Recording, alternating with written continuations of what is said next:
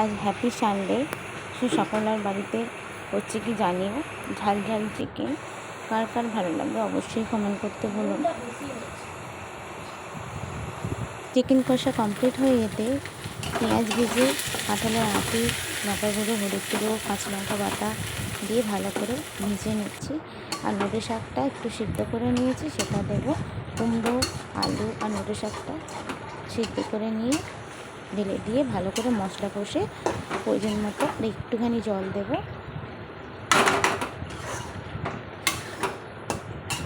ভালো করে মশলাটা ভালো করে ভাজা হয়ে গেলে প্রয়োজন মতন জল দিয়ে দেবো।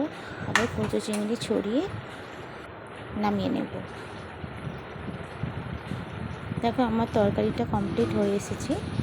কেমন হয়েছে অবশ্যই কমেন্ট করতে ভুলবে না। বেশি বেশি করে লাইক কমেন্ট শেয়ার করবে। দেখো কচু চিংড়ি আর তরকারি, ওইদিকে চিকেনটা ফুটছে। কেমন হয়েছে অবশ্যই কমেন্ট করতে ভুলবে না। হ্যাপি সানডে, সবাই সুস্থ থেকো, ভালো থেকো। আর সাপ্তাহিক উইকলি চ্যালেঞ্জগুলো কি তোমাদের শেষ হয়ে গেছে? সেটা কমপ্লিট করে নাও।